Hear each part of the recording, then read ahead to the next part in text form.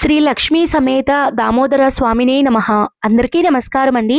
ఈ రోజు వీడియోలో మనకి 2025 సంవత్సరంలో క్షీరాబ్ది ద్వాదశి పండుగ నవంబర్ 2వ తేదీ ఆదివారం రోజైతే జరుపుకుంటామండి. ఈ రోజు ప్రత్యేకంగా తులసి చెట్టుకి, ఉసిరి చెట్టుకి అయితే మనం ఇంట్లో కూడా పూజ అనేది చేసుకుంటాము.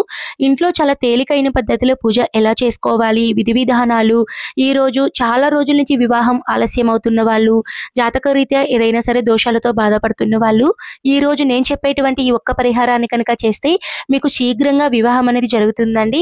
చాలా మంది ఇది ప్రాక్టికల్ గా అనుభవించి వాళ్ళ యొక్క రిజల్ట్ కూడా నాకైతే లాస్ట్ ఇయర్ వీడియోస్ లో అయితే వాళ్ళైతే చెప్పారండి. సో నేను అంతా కూడా క్లియర్ గా నేను ఈ రోజు వీడియోలో తెలియజేస్తున్నాను. వీడియోని మాత్రం స్కిప్ చేయకుండా చూడండి. కార్తీక మాసం అంటేనే ఎంతో పవిత్రమైనటువంటి మాసం అండి. ఇంకా ఈ మాసంలో వచ్చేటువంటి క్షీరాబ్ది ద్వాదశి పండుగ కూడా చాలా విశేషమైనటువంటి రోజు. క్షీరసాగరాన్ని మదించిన రోజు కూడా ఈ క్షీరాబ్ది ద్వాదశి రోజునే అని చెప్తారండి.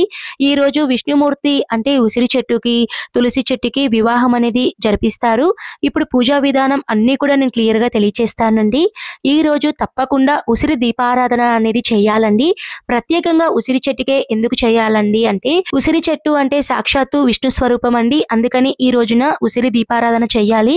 ఆధ్యాత్మికంగా చూసినా, కొద్దిగా మనం సైంటిఫిక్ రీజన్ ప్రకారం చూసినా కూడా ఉసిరి దీపారాధన అనేది మనం చేస్తే ఆరోగ్యంగా కూడా చాలా బాగుంటారండి.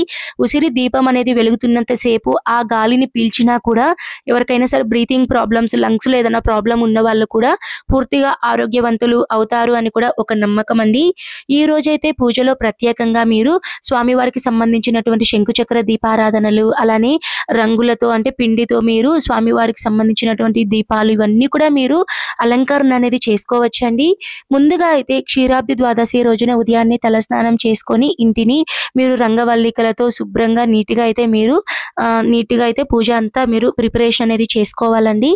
తర్వాత పూజలో అయితే ప్రత్యేకంగా తులసి చెట్టుని అలానే ఉసిరి చెట్టుని పూజించాలి కాబట్టి ఉసిరి చెట్టుని లేదా ఉసిరి కొమ్మ దొరికినా సరే కొమ్మనైనా మీరు ఇంటికి తెచ్చుకొని తులసి కోటులో అన్నా వేసుకోవచ్చండి. లేదంటే సపరేట్గా ఇంకేదన్నా కుండి అనేది పెట్టుకొని అందులో మీరు ఉసిరి కొమ్మని కానీ, చెట్టు దొరికితే చెట్టును కానీ మీరు వేసుకొని మీరు పూజ అనేది చేసుకోవాలి.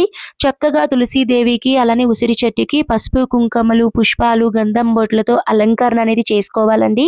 నేనైతే రెంట్ హౌస్ లో ఉంటున్నాను కాబట్టి నేను ఏవి కూడా ఫ్లోర్ మీద అయితే నేను ఎక్కువ చేయలేనండి. అందుకని పీటలు అనేటివి పెట్టుకొని పీట మీద చక్కగా పసుపు, కుంకుమలు ఇవన్నీ పెట్టుకొని ఒక వస్త్రం అనేది వేసుకొని నేను తులసి మొక్కని అలానే ఉసిరి చెట్టుని కుండీలు అయితే వేసుకొని పూజ అయితే చేసుకుంటున్నాను. నేను ప్రతి సంవత్సరం కూడా ఇలానే చేస్తానండి. పూజలో ప్రత్యేకంగా స్వామివారికి, అమ్మవారికి తాంబూలం అనేది పెట్టుకున్నాను. మీ శక్తి కొలది జాకెట్ కానీ, లేదంటే స్వామివారికి ఏదైనా పంచలు కానివ్వండి, కొంతమంది కొత్త బట్టలు కూడా పెడుతూ ఉంటారండి, అవి కూడా పెట్టుకోవచ్చు. ఈ పూజను ఎవరు చేయాలండి అంటే ఎవరైనా చేసుకోవచ్చండి. ఇంకా వివాహం కాని వాళ్ళు కనుక చేస్తే శీఘ్రంగా వివాహం జరుగుతుందండి. ఎందుకంటే కళ్యాణం జరిపించడం అంటే కన్యాదాన ఫలితాన్ని పొందడము, అలానే జాతకరీత్యా దోషాలు ఉంటే పోగొట్టుకోవడం అండి. కాబట్టి ఎవరైనా సరే జాతకరీత్యా ఏదైనా వివాహం అవ్వట్లేదు అని బాధపడుతున్న వాళ్ళు స్వయంగా మీరు ఈ పూజ చేసినా కూడా మీకు శీఘ్రంగా మంచి ఫలితాలు అనేటివి వస్తాయండి. నేనైతే చక్కగా పీట మీద పసుపు కుంకుమలు అనేటివి వేసుకొని నా దగ్గర రంగోలి స్టెన్సిల్స్ అయితే ఉన్నాయండి. వాటన్నిటితో అయితే నేను అలంకరణ అనేది చేసుకున్నాను. మీరు కూడా ఇవన్నీ చేసుకోవాలి అనుకుంటే చేసుకోవచ్చండి. తర్వాత నేను స్వామివారివి పాదాలు కూడా వేసుకొని చక్కగా దీపాలు అనేటివి అలంకరణ చేసుకున్నాను. తర్వాత దీపాలన్నిటినీ కూడా మనం నువ్వుల నూనె కానీ, ఆవు నెయ్యి కానీ, అలానే ఉసిరి దీపాలను కూడా ప్రత్యేకంగా పెట్టుకోవాలని చెప్పాను కాబట్టి నేనైతే ఈ పూజలో ఒక 5 ఉసిరి దీపాలను అయితే నేను ఏర్పాటు చేసుకున్నానండి. ఇక్కడ చాలా మందికి ఒక డౌట్ అనేది వస్తుంది. ఉసిరి దీపం అనేది మనము కట్ చేసి పెట్టాలా అండి, అలానే పెట్టాలా అండి అంటే ఎలా అన్నా సరే మీరు దీపారాధన అనేది చేసుకోవచ్చండి. కానీ ఉసిరికాయని మాత్రం మీరు నేరుగా దీపారాధన చేయకూడదండి. కింద ఏదైనా సరే ఒక ప్లేట్ కానివ్వండి, లేదా ఏదన్నా ఒక ఆకు కానివ్వండి, ఆకు మీద వీటి మీద అయితే మీరు ఉసిరికాయని పెట్టి దాని మీద దీపారాధన చేయాలండి. ఎందుకంటే ఈ దీపారాధన వేడికి భూదేవి మాత అనేది తట్టుకోలేదట అండి. కాబట్టి ఏదైనా దీపారాధన చేసేటప్పుడు ఖచ్చితంగా బేస్ మీరు ఏదైనా పెట్టుకోవాలండి. నైవేద్యంగా మీ శక్తి కొలది ఏవైనా పెట్టుకోవచ్చండి. నేనైతే వడపప్పు, అలానే బెల్లంని, అలానే కొంతమంది వాళ్ళ శక్తి కొలది ఏవైనా నైవేద్యాలు అనేటివి పెట్టుకుంటారు. సో ఈ విధంగా మొత్తం కూడా ప్రిపరేషన్ అనేది చేసుకొని ఏకాహారతితో దీపారాధన వెలిగించుకోవాలి. ముందుగా మనము ఆదిదేవుడు, విఘ్న నివారకుడు గణపతిని పూజిస్తాం కాబట్టి గణపతికి అయితే మీరు పసుపు గణపతిని కానీ లేదంటే గణపతి ఫోటో ఉన్నా కూడా మీరు పూజలో పెట్టుకోవచ్చండి. లేదు అనుకున్న వాళ్ళు గణపతి నామస్మరణ చేసుకొని స్వామి నేను చేసేటువంటి పూజలో ఎటువంటి తప్పులు లేకుండా నా పూజకు మంచి ఫలితం కావాలి అని స్వామివారికి క్షమాపణలు చెప్పుకొని పూజ అనేది మీరు స్టార్ట్ చేసుకోవాలి. మీ దగ్గర కార్తీక దామోదరుని అష్టోత్తరాలు కనుక ఉంటే పఠించుకోవాలండి. పూజలో ఖచ్చితంగా తులసీదేవి అష్టోత్తరాలు పఠించుకోవాలి. ఇప్పుడు చాలా మందికి ఒక డౌట్ అనేది వస్తుందండి.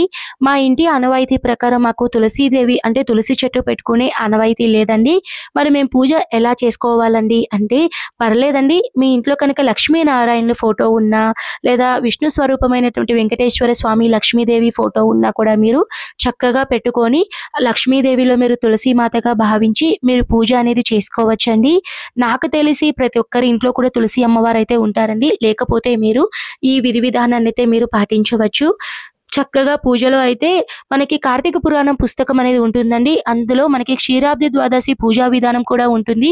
పూర్తిగా మంత్రాలతో సహా అయితే ఉంటుంది. ఆ మంత్రాలను పఠించుకొని పూజ చేసుకోండి. లేదు అనుకున్న వాళ్ళు మన ఛానల్లో నేను తర్వాతి వీడియోలో మంత్రాలతో ఆడియో అనేది వీడియో పెడతాను. తప్పకుండా ఉపయోగపడితే చూడండి. ఇప్పుడైతే నేను మీ అందరికీ ఒక ముఖ్యమైన విషయం తెలియచేయాలనుకుంటున్నానండి. ఇప్పుడు మనం ఏదైనా పూజ చేస్తున్నప్పుడు దానికి పురాణ కథ ఏమి ఉంది? ఇప్పుడు మనం ఈ పూజ చేస్తున్నామండి, తులసీదేవికి అలానే ఉసిరి చెట్టుకి పూజ చేస్తున్నాం, ఎందుకు చేయాలండి? మన పురాణాలలో స్టోరీ ఏముంది అని ప్రతి ఒక్కరికి డౌట్ వెంటనే రావాలండి. సో వాళ్ళందరూ కూడా క్లియర్గా అన్నీ తెలుసుకొని పూజ చేసుకుంటే మన పిల్లలకి, మన భావితరానికి కూడా మనం తెలియచేస్తామండి. అందుకని నేను ఇప్పుడు పురాణ కథనాన్ని అయితే మీకు తెలియచేస్తున్నానండి. తప్పకుండా శ్రద్ధగా అయితే వినండి. సముద్ర మదనం జరిగినప్పుడు మనకి శ్రీలక్ష్మీదేవి అయితే ఉద్భవిస్తారు. ఈ విషయం అందరికీ తెలిసిందే కదండి. శ్రీలక్ష్మీదేవి ఉద్భవించిన తర్వాత శ్రీహరిని పెళ్లి చేసుకుంటారు. తర్వాత ఉద్భవించినటువంటి తులసీదేవి సైతం శ్రీహరినే పెళ్లి చేసుకోవాలని కోరుకుంటుందట అండి. అప్పుడుకే మనకి లక్ష్మీదేవితో వివాహమైనటువంటి శ్రీహరికి లక్ష్మీదేవి ఆమెకు సహసతి అంటే సహసవతిగా ఉండేందుకు నిరాకరించిందండి. అప్పుడు తులసీదేవి చిన్నబుచ్చుకుంటుంది. విష్ణుమూర్తి కాలక్రమంలో సాలగ్రామ రూపంలో తులసీదేవిని వివాహం చేసుకుంటాను అని విష్ణుమూర్తి తులసీదేవికి వాగ్దానం చేస్తాడండి. అప్పుడు తులసీమాత బృంద అనే పేరుతో లోక సంచారం చేస్తూ ఉంటుంది. విష్ణునామాన్నే స్మరిస్తూ క్షేత్ర సంచారాలు అనేటివి చేస్తూ ఉంటుందండి. జలంధర అనే రాక్షసుడు బృందను రాక్షస వివాహం అనేది చేసుకుంటారు.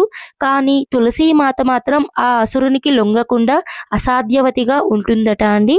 తులసీమాత జలంధరునికి చెప్తుంది, నువ్వు ఎప్పుడైతే నీ నోటి వెంట నారాయణ అనే మాట జపిస్తావో, అనే మంత్రం నువ్వు జపిస్తావో అప్పుడు నా కన్యత్వానికి భంగం కలుగుతుంది అని చెప్తుంది. అప్పుడు జలంధరుడు అసురులకు విరోధి అయినటువంటి నారాయణు నామం నా నోటి వెంట పలకనంటే పలకను అని చెప్తాడు. రాక్షస దాచర్యాలనేటివి చేస్తూనే ఉంటాడండి. జలంధరునికి మాత్రం మరణం అనేది రాకుండా ఉంటుందండి. అప్పుడు శివకేశవులు వారి మరణం ఎందుకు జరగట్లేదు అని ఆలోచిస్తూ ఉండగా బృంద అంటే తులసీదేవి కన్యత్వం అనేది కాపాడుతుందండి. అప్పుడు విష్ణుమూర్తి జలంధరుని రూపం ధరించి నారాయణ మంత్రం జపిస్తూ బృంద కన్యత్వాన్ని దోచుకుంటారు. విష్ణువుని పెళ్లాడాలని, తాను తన సత్శీలాన్ని పోగొట్టుకున్నాను అని ఆమె గండకీ నదిలో పడి ప్రాణత్యాగం చేస్తుందట అండి. దీనితో జలంధరుని శక్తి హీనించి శివుని త్రిశూలంతో జలంధరుని శివుడు వధిస్తారండి. అప్పుడు ఆయన వధ అనేది జరుగుతుంది. విష్ణువు తులసికి నిజం తెలిపేందుకు ఆమెను వెంబడించి విష్ణుమూర్తి కూడా గండకీ నదిలో ప్రవేశించగాని తాను కూడా శాలిగ్రామంగా మారిపోతారు. బృంద యొక్క సత్శీలత, పాతివత్యం కారణంగా పవిత్ర గండకీ నదిలో బృంద దూకగానే బృంద తులసి మొక్కగా అయితే మారిపోతుంది. అప్పుడు సాక్షాత్తు విష్ణుమూర్తి స్వయంగా భూమిపైకి దిగివచ్చి యత్నికుడై శాలిగ్రామ రూపమునకు అమలిక అంటే ఉసిరి రూపం కల్పించి ఈ రెండు మొక్కలకు కార్తీక శుద్ధ ద్వాదశి రోజున వివాహం అయితే జరిపిస్తారండి. ఈ పవిత్ర దైవాజ్ఞ సంఘటనార్థం అప్పటి నుంచి ఇదే రోజు వరకు మనకి ఉసిరి చెట్టుకి అలానే తులసి చెట్టుకి వివాహం అనేది ఒక సాంప్రదాయంగా అయితే మనకి రావడం జరిగింది. జరిగిందండి. ఇదండి మనకి పురాణ కథ. ప్రతి ఒక్కరూ తెలుసుకున్నారు కదా అండి. సో ఇప్పుడైతే నేను పూజలోకైతే వెళ్ళిపోతానండి. పూజలో అయితే సాక్షాత్తు స్వామివారికి, అమ్మవారికి సంబంధించినటువంటి శ్లోకాలు, మంత్రాలు ఇవన్నీ పఠించుకొని చక్కగా నేను ధూప, దీప నైవేద్యాలన్నీ కూడా సమర్పించి చివరగా టెంకాయ అనేది నేను సమర్పించుకున్నానండి. ఈ విధంగా క్షీరాబ్ది ద్వాదశి రోజైతే పూజ అనేది చేసుకున్నాను. కొంతమంది పూజ అంతా అయిన తర్వాత తప్పకుండా క్షీరాబ్ది ద్వాదశి వ్రత కథనైతే వింటారండి. ఆ వ్రత కథ నేను మీకు తర్వాత వీడియోలో తెలియచేస్తాను. ఇప్పటికే ఈ వీడియో అనేది లెంత్ ఎక్కువైందండి. అందుకని నేను మీకు తర్వాత వీడియోలో తెలియచేస్తాను. కొంతమంది కార్తీక పురాణాలు కూడా చదువుకుంటూ ఉంటారండి. అవి కూడా చదువుకోవచ్చు. ఇదండి ఈ రోజు వీడియోలో క్షీరాబ్ది ద్వాదశి రోజున పూజ ఎలా చేసుకోవాలి ఇవన్నీ కూడా నేను క్లియర్గా తెలియచేశాను కదండి. వీడియో ఉపయోగపడితే తప్పకుండా లైక్ చేయండి. మీరు చేసేటువంటి లైక్ అనేది మన వీడియో మరో నలుగురికి అయితే మనకి సజెషన్లో అయితే వెళ్తుందండి. ఈ ఒక్క హెల్ప్ అయితే మీరందరూ చేయండి. ఓకే అండి, నేను మరో మంచి వీడియోతో మీ ముందైతే ఉంటాను. సర్వే జనః సుఖినో భవంతు. స్వస్తి.